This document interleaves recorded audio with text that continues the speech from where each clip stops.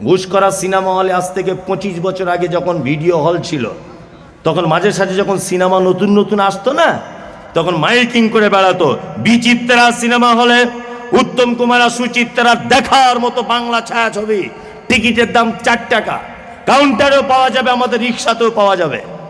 খুব প্রচার চলছে ইটে চাঁদা গ্রামে। সেদিন আপনার শালি এসেছে, 15 বছর বয়স। আবার শালিকে বলছে, মাছকুড়া যাবি? এই মাছকুড়া যাবি? খুব সুন্দর একটা সিনেমা এসছে। ও বলছে, দুলাভাই চলো না যাই। না, দুলাভাই চলে গেল সিনেমা হলে। পাশে বসে আছে শালিটা, হল পুরো অন্ধকার, বই চলছে, 3 ঘন্টা সিনেমা। ও দুলাভাই তখন বলছে, শালা যদি 6 ঘন্টা সিনেমাটা হতো খুব ভালো হতো।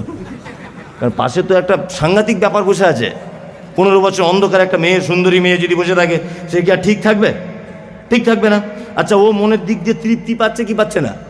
পাচ্ছে কি পাচ্ছে না? পাচ্ছে। আচ্ছা বলুন তো, এটা পাপ না এটা নেকি? পাপ। আর মানে কিছু পাপ আছে যেগুলো মানুষ করে তৃপ্তি পায়।